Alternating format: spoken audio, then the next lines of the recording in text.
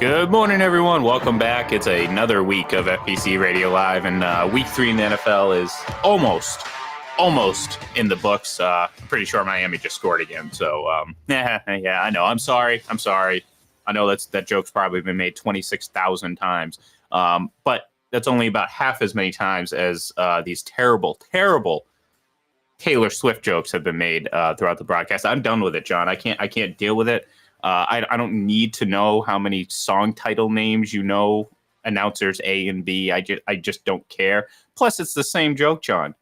I mean, how many times am I going to hear that empty spaces joke? It's been like 6 times this week, John. I'm done with it. I'm done with it. Well, I think the Chicago Bears ought to shake it up after yesterday's performance. Well, first of all, there's a lot of reasons why that's funny. One, that you tried to make a Taylor Swift reference, but yeah. 2, you kind of screwed it up because you said the wrong title. So that's true too. I'm old. What is the title? Just Shake It? No, Shake It Off. Come on, John. Shake it off. Okay. Get with it. Okay. Get hip. I'm really into Chris Stapleton now. Yeah, right. That's my new guy because I think he's phenomenal. He sang the national anthem before the Super Bowl last year. He's spectacular. I love that guy. But I like Taylor Swift. I don't know all of her songs or apparently any of them. But yeah, it's a bit much. But she is the biggest musical actor in the country, the world right now. So I'm not hating on her. Trust me. I'm not hating. I'm not going to make a reference either. Trying to hold back there. I don't want to fall in the same trap that I'm complaining about. We never really talked music. So who's your GOAT for music? I don't. Well, that's my. Oh man, that's my band. I need to find a new co-host. Oof. I'm sorry. I'm still bitter that they put an album on my phone without me asking. That was an invasion of personal privacy. That's true. But their halftime performance in Super Bowl 36. Well, okay. So would you not say? Let me put it this way. In general, I like them, but I'm indifferent. I don't have strong feelings one way or the other. However, I do that, the Super Bowl halftime show does for many reasons, obviously because of the Patriots being involved. But I thought that halftime show, it may not be the quote unquote greatest performance, but it was one of the greatest moments in this sport and how it was presented and everything that was done. And I think Bono's ego stayed in check enough for it to not be about him necessarily. And it was great and everything like that. And I'm not hating on YouTube. I just don't necessarily have a strong feeling one way or the other. Does that make sense? So who is it? Yeah, no, that's okay. I don't know if I have a answer to that because I don't I like a lot of music, John. I really do. It kind of depends on the I guess the mood or the era. I've determined through nearly 37 years of life that if push comes to shove, though, if you're going to ask me what my favorite genre or era of music is, probably 80s because of the wide variety of. You could go from sappy love ballad to nonsensical rock anthem and everything in between. And I think the utilization of both actual instruments and some electronical. It's not as much. Now I feel like everything's kind of just produced and it lacks a little, I don't know, little substance. Either way, that would be my answer. I don't have a, this is my favorite band of all time. I just never really had that. Okay. I know we both agree Daniel Day-Lewis is the greatest actor, so we're in agreement on that. We're fans of that. That's pretty simple. But yeah, for me, it's obviously U2, Springsteen, Pearl Jam, and then the classic rock, like the Beatles, if we want to call them rock, the Stones, the Who, Led Zeppelin. I love Prince. I think he is the most talented guy ever. And again, to me, the two best halftime shows would be Super Bowl 36 with U2, and 5 years later, Super Bowl 41 in the rain in Miami with Prince. I don't disagree with that. I will throw obviously Michael Jackson into the mix because whether you love it, because again,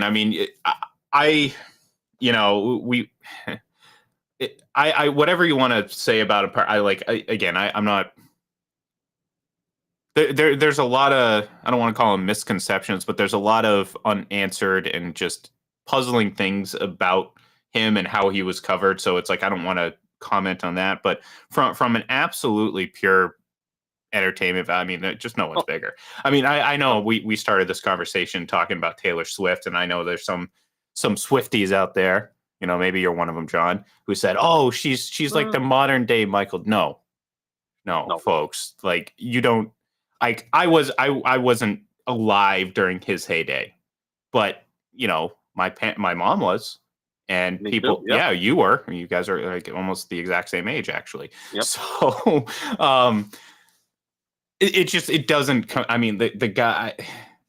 He was massive. Yeah, he to me, there's no. he to me, Yeah, he's Michael Jordan. Michael Jordan is Michael times Jackson, like 10, though. Like right, that's exactly. that's like worldwide with people that didn't even have to follow like sports. let's put it this way: Michael Jordan would be one of the people screaming in the crowd for Michael Jackson. Yeah, that's just kind of the level that it was at. So yeah, in terms of like he was at a level unsurpassed, without question. Yeah, and Joel sold how many million albums?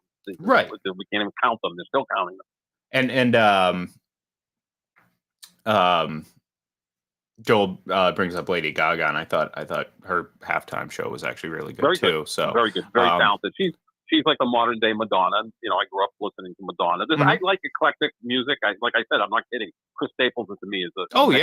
I like Metallica. I like, you know, anybody that's good at what they do. I appreciate. Right, I grew up in Somerville, Mass, where Aerosmith basically was based for like 2 decades. They practiced like a mile from my house.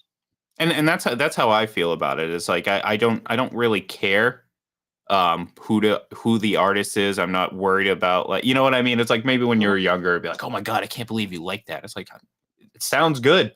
You know, what the hell do I care? You know? Yep.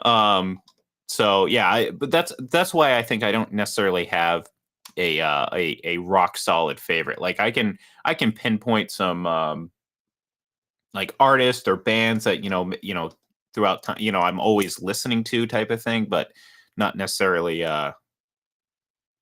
favorite. Like you want to know a little bit about me? One of my favorite artists ever, and I could probably listen to every single Steve Winwood. Steve Winwood. Good choice.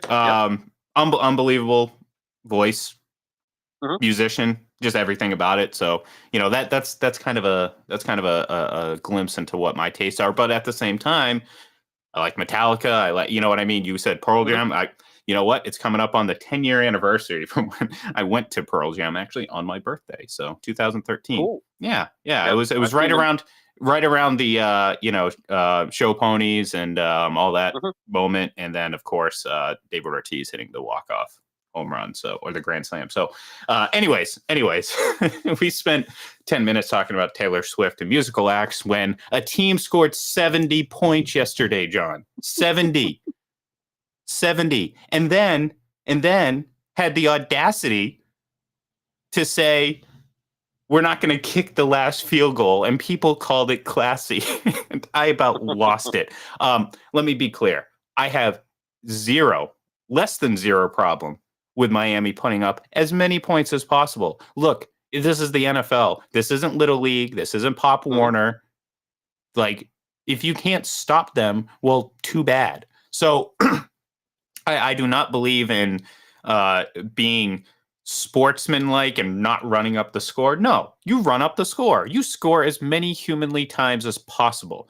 What I had a problem with, John, was the several media members who, when Mike McDaniel chose to kneel and not kick the field goal, they ran to social media to declare it a classy move. John, that was not a classy move. Like, don't sit here and try to tell me that like he was above. Like, you remember back in the day where like Tom Brady would still be throwing passes early in the fourth quarter, and they'd be whining and complaining, and Peter King would be writing a fairness column about running up the score. And it's like, come on, people, like, relax a little bit. And that's, I mean, look, we're in an era of just outrageous commentary. That's all it really is, John. I mean, who can say the most ridiculous thing and get the biggest reaction out of it? And like, sometimes I feel like people are don't even realize how outrageous it is, like, to go to social media and then literally fawn over Mike McDaniel for taking a knee after already putting up 70 points, John. Like, Yeah, go for the record. Just at go that for point, it. right? Don't call Yeah, it go for classy. 77, go for 73, whatever. Outscore the Miami Heat, which it felt like they were doing yesterday Yeah, anyway. almost. Sometimes offensively challenged. And look, the only problem I ever had with the Patriots running up the scores in 2007, go do it. Go do it. Destroy every team. Like you said, a lot of big checks for cash. These are professionals. I just was always concerned, is some guy on the other side of the ball going to take a cheap shot at Tom Brady and you're going to lose him for a few weeks? That was my only concern. So as long as he's protected. But again, Brady, smart enough to just get rid of the football before someone would approach him. So that's fine. No, it's professional football. Go ahead. The other side is getting paid well. Stop them. And you know what? I've got a funny feeling that every coach in the NFL is going to want to run it up against Sean Payton this year because he broke the brotherhood, right? Because is there a less likable coach than Sean Payton? Yeah, this was before he said what he said about Nathaniel Hackett, Exactly. I've never liked the guy. I mean, I remember, I think it was 2017, they're playing the Atlanta Falcons, and I think it was maybe Matt Ryan or Julio Jones, whoever ran out of bounds near the bench. And apparently he said something about them blowing the 28 to 3-point lead against the Patriots in the previous Super Bowl. I'm like, well, maybe if you got there, you would have been able to beat the Patriots rather than not making it to the Super Bowl, only making it once. And I've said it a million times. Mike McCarthy's resume is as good, if not better, than Sean Payton's resume. And we make fun of Mike McCarthy, call him Fred Flintstone, and Sean Payton some sort of genius for whatever reason that is. But yeah, pile it up on that guy. And look, he's done worse than Nathaniel Hackett. Yeah. What happened to the Denver defense? That Denver atrocious. Defense was really good last year, right? So isn't the head coach also in charge of the defense? So he's been awful at coaching that defense. You can't really blame Russell Wilson for that. No, look, there's a lot of things you could badly. Yeah, look. I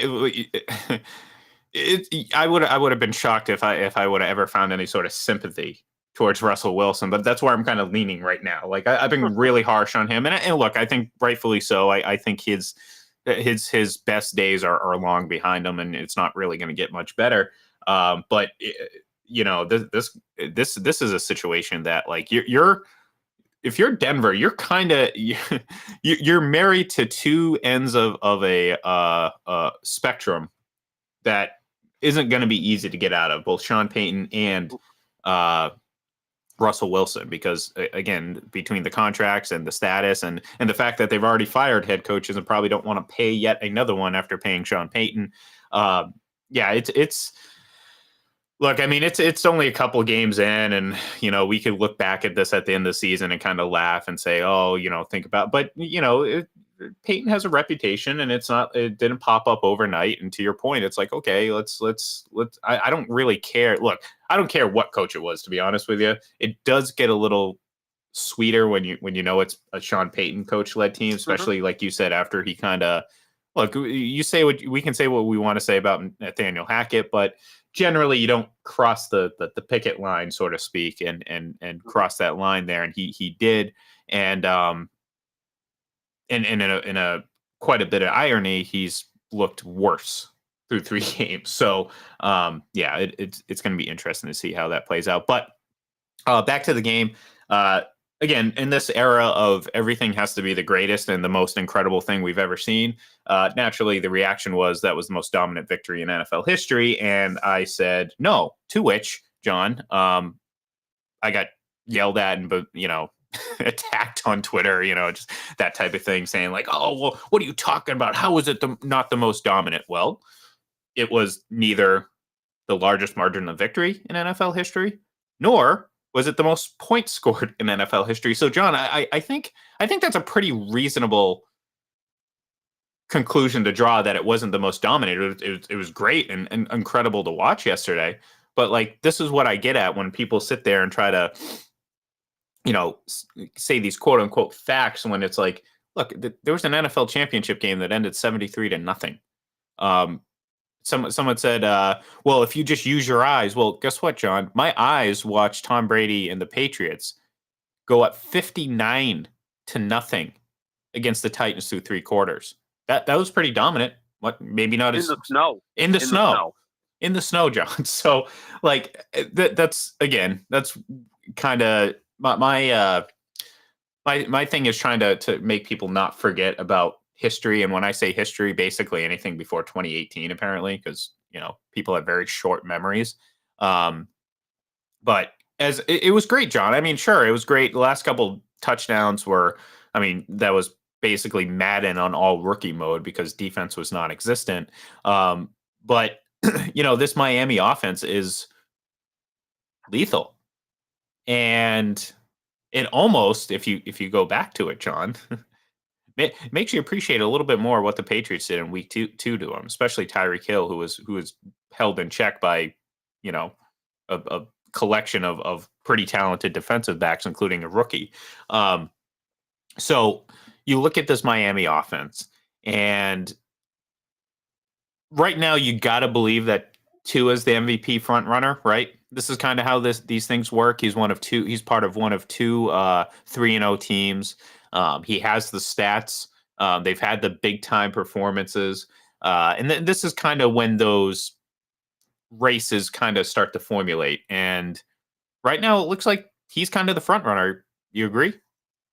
Oh yeah, I mean it's almost like the early primaries in a presidential election. You win New Hampshire, Iowa, South Carolina, and sometimes you're just on your way. You're going to be unbeatable. And look, if he continues to play at this level, absolutely. I mean, the team has scored 130 points in 3 games. That's 43.3 points per game. They scored more points yesterday than most teams have scored so far this season in 3 weeks. And he's playing at a high level. He's getting rid of the football quickly, running that offense to perfection. I mean, he had more touchdown passes than incompletions yesterday.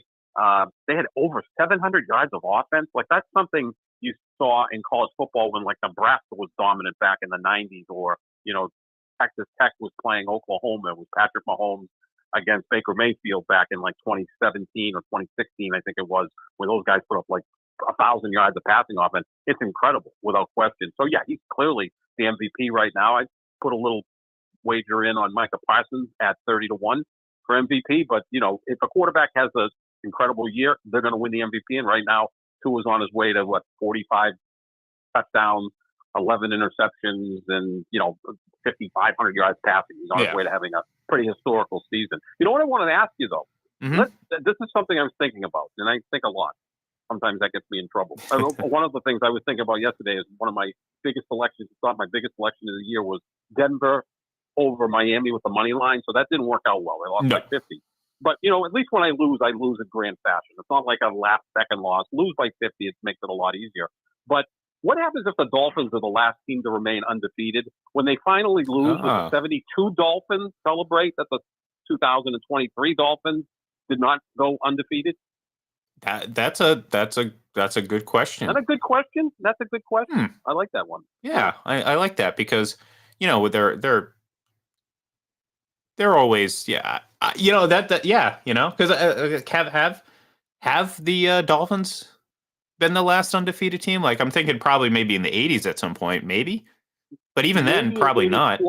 Yeah, in '84 I think they were 14-2 or 15-1. Yeah, I think they lost somewhere in the middle of the season. But the 49ers also were like the same that year. Right. I don't know which one. Yeah, so I think that was the last time something like that happened. Look, there's only going to be 3 undefeated teams after tonight. Either Philly or Tampa Bay will be one of the undefeated teams to go with San Francisco and Miami. So, this could end quickly. I mean, plus Miami's playing Buffalo next week. That's not going to be easy. Yeah. But yeah, I was just thinking of that. That would be Larry Zonka and Paul Warfield, and the Mercury Morris is obviously the biggest troll of the group, and he's probably the 11th best player on that team. But they're going to come out and sip their champagne after the Dolphins become the last unbeaten team in 2023. Yeah, we'll see. We'll see what happens there. Yeah. I don't know if that's going to be the case though, because I do think like as good as Miami's offense,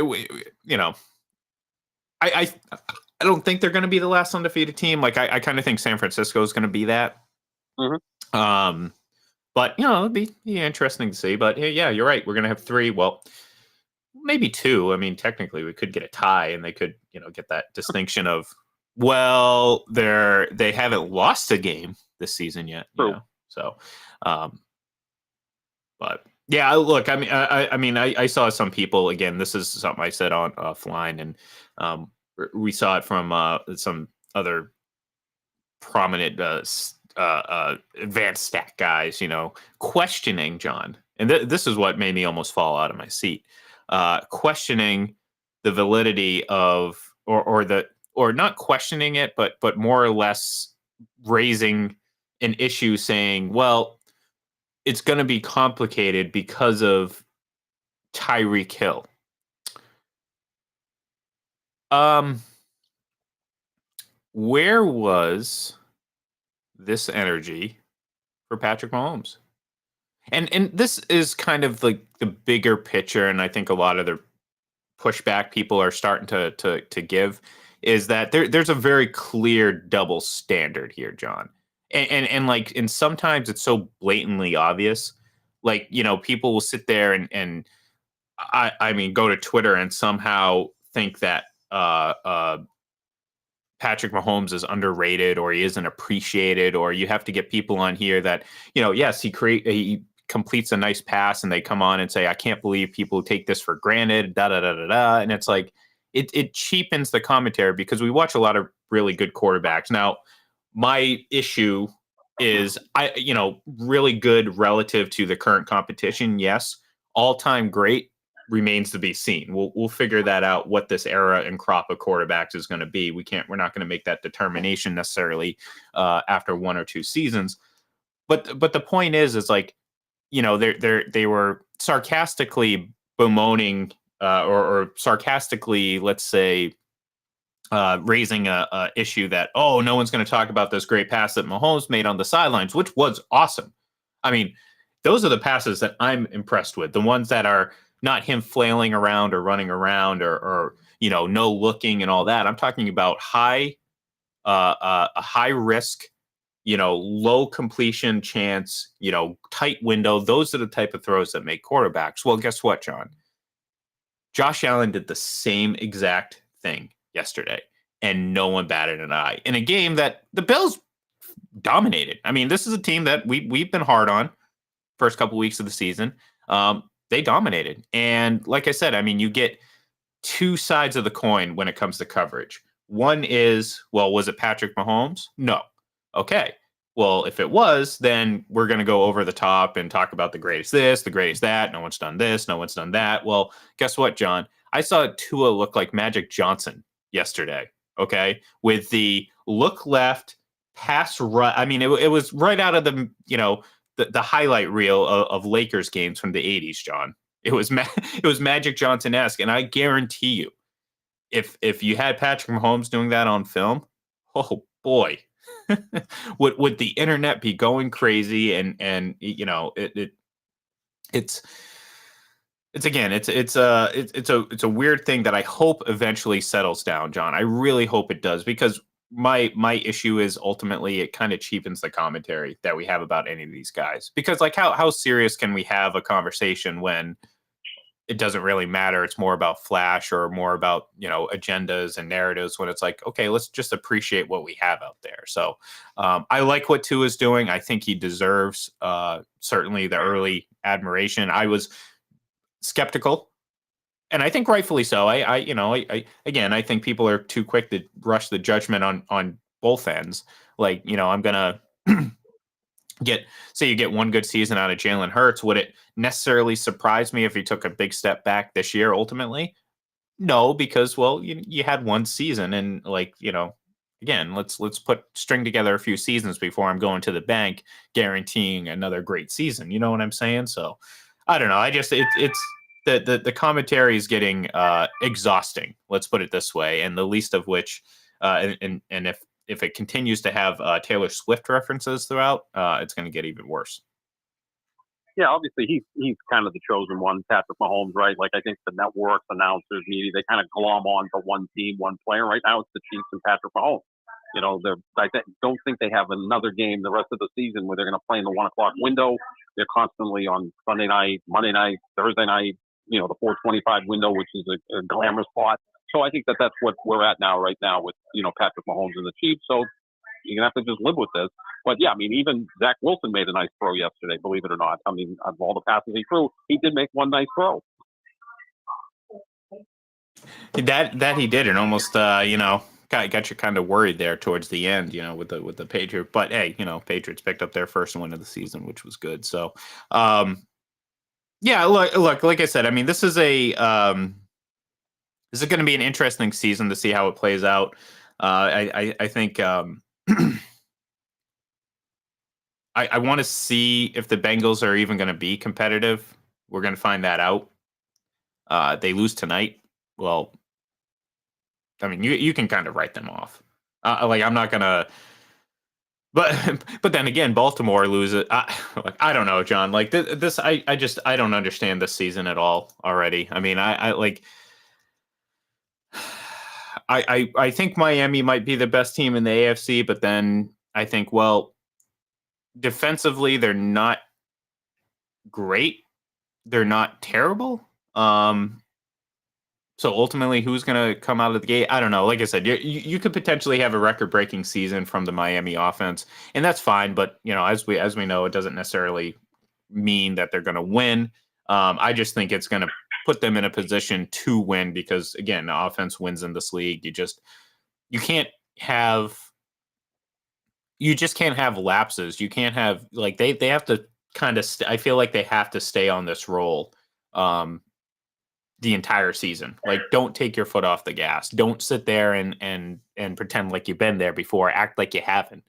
And you're desperate to get there because they should be. They should be desperate to get to a Super Bowl, John, because they haven't been in 30 years. So put your foot on the gas. Go for 73 points. If you have a chance to score, like that's the thing. It's like I want as many points as possible if you have the opportunity to score them. Don't pretend like you're doing the noble thing and taking your foot off. No, embarrass them, please. For the love of God, please embarrass them, especially if it's Sean Payton. I'm with you on that. Yeah. So, before we go, any you got any good overreactions for this weekend? Aside from Taylor Swift being the greatest musical performance of all time, which obviously is not true. Yes, we both agree with that, right? Correct. We gave you our list of better performers than Taylor Swift, although she's obviously the most popular artist in the world right now. But I would say Jonathan Gannon may be a leading candidate for NFL Coach of the Year, even though Arizona's only 1-2. They're supposed to be tanking, right? Yeah. And they were competitive with the Commanders. They had a 20-point lead before losing to the Giants, and they beat the Cowboys yesterday. So, maybe Jonathan Gannon is doing a great job in Arizona because when you're in tank mode, again, it never affects the players. The players still go out and play hard because, if they're going to get cut, they want to get another job next year. So there's stuff that's on tape that they want to show people that they can still play. But he's doing a fantastic job at keeping that team motivated, which is clearly tanking. That's probably the edict from ownership or maybe the general manager to try to get the first overall pick and select Caleb Williams, the quarterback from USC. But give him a lot of credit. It might be an overreaction to say a guy who's 1-2 is a leading coach of the year candidate, but he's doing a good job. Yeah, no, look, I can't disagree with that. Certainly, I was very low on Arizona coming in, so it's kind of surprising to me. I mean, we saw a lot of really surprising outcomes yesterday between. Look, has any team disappointed more since the first day of the season? I mean, the Lions have just absolutely. You had this big win over the Chiefs in week 1, and they've been awful since. They lose again yesterday. No, the Lions won yesterday. They beat Atlanta. Oh, I'm sorry. Not you're right. Not the Lions. I meant who was I talking about? Actually, no. I'm confused. I'm old. I don't know where I am. Okay. No, see that's my excuse, not yours. No, yeah. Well, I think I was looking at I was thinking Lions, and I was looking at Buffalo, Washington, 37-3. You have obviously Tennessee getting absolutely blown out. Baltimore, another team that just how do you lose? How do you lose to Indianapolis? Like how do you do that? He's the man. And then I think this is actually the team that I was ultimately the most disappointed at. Jacksonville, John. Jacksonville. Right, that's the one. Yep. You come in with this hype, and look, I think they looked bad against the Chiefs. I kind of I came out of that thinking like, ugh, what did we just see there? I thought this was supposed to be the it guy, Trevor Lawrence, and he looked awful in the red area. And they just looked overmatched yesterday, which to a team that I just thought is inferior, but apparently that doesn't matter. So, nope, that was a surprise. Yeah. So I think I guess my overreaction, I'll play off that for this week is Jacksonville's done. Put a fork in them. I'm not buying. Look, you can't come out with all this hype and be that next it team and perform like you have the first 3 weeks of the season. Like you can't. You should. I mean, you should have beaten Kansas City, but you shot yourself in the foot. And okay, maybe you can chalk that up sometimes to okay, we're playing against the defending champs. We're still trying to make our impression. We were a little bit off on a few things. We can build off of that. Well, generally, if that happens, Sean, you come out the next week and you make a statement against a bad team like Houston. What happens? They get blown out by 20 points, John. 37 points to the Houston Texans. Like, I don't know. I like if you're a Jacksonville fan, and I know there's like 12 of them, you're probably pretty disappointed right now. And I don't blame you because, well, you were sold this bill of, well, they're going to be a lot better. You have Trevor Lawrence. I mean, this is one of the best prospects since Peyton Manning and this, that, and the other. And like, how good is Trevor Lawrence? What is he, a top 20 quarterback right now? What's the difference between him and Mac Jones? Well, I mean, I would take Trevor Lawrence over Mac Jones. Why? Why? He's just the year he had last year is better than anything Mac Jones has even approached. I mean, I know he's been pretty awful this year. I think he's better than that. I think the talent is better than Mac Jones's. But yeah, I mean, he's disappointed. There's no question in the first 3 weeks. Well, we know talent means absolutely jack when it comes to football. I mean, it means nothing in terms of how good you are because there's a lot of talented players out there. You know what I mean? Like, no, I get that, but let me see Mac Jones first come from behind, win, and then we can have a discussion. Sure. At least Trevor Lawrence, was down 27-0 in the playoffs and came back to win. Now, part of the reason they were down 27-0 was his fault, but that generally is what happens. But yeah, no, I mean, I think he's been a massive disappointment in the first 3 weeks without question. First 3 seasons, to be honest with you. No, last year he was good. I thought he was good last year. 25 touchdowns, 8 interceptions, made the playoffs, won a playoff game. I think he was okay. I think he was good. I'm sure. I mean, okay. Like, that's what I'm saying though. It's like, okay, it's like it's a slightly better season than Mac Jones's rookie year, where he did 3,800 yards. Trevor Lawrence was 4,100. There's 22 touchdowns as opposed to 25 and 13 interceptions as opposed to 8. And my point is, people were talking about Trevor Lawrence as the biggest prospect since Andrew Luck and Peyton Manning.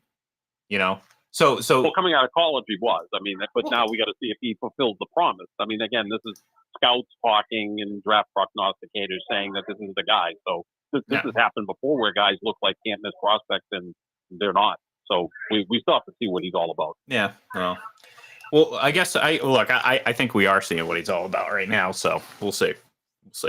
But all right, that's going to do it for us here today.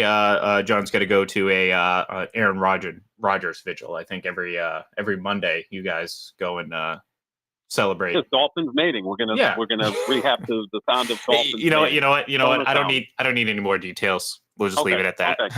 Okay.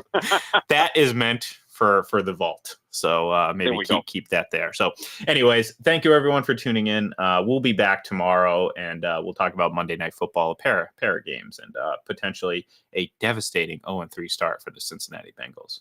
Stay tuned. Thank you everyone, and we'll talk to you then.